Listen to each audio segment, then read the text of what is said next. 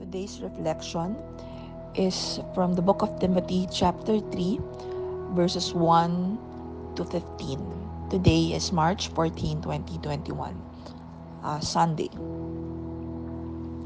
Today's verse for reflection is a gentle reminder how amazing the Holy Bible is.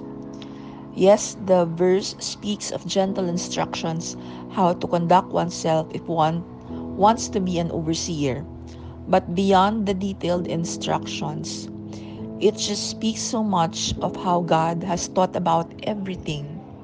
It's just amazing how God concerns Himself with every detail of our lives, not only of whether or not we go to church every Sunday and hear Mass. It reminded me of a concept I learned before, the concept of unity of life.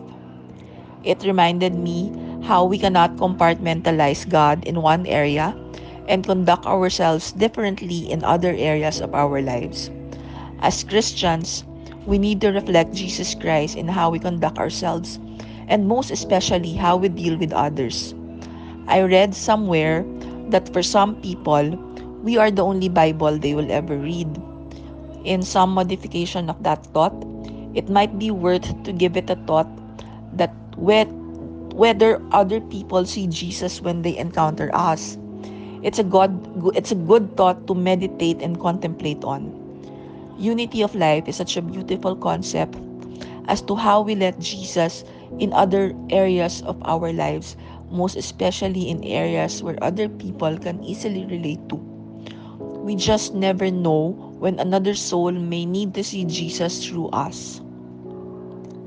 The verse today also reminded us to how practical the Bible is, how it helps not just in our spiritual lives, but into our daily practical lives as well.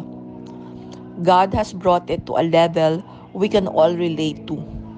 This is the God that we have, a God that sees the big things and the small things. I will always be humbled by a God who concerns Himself with all the details of my life, for I will never know how I deserved this much attention.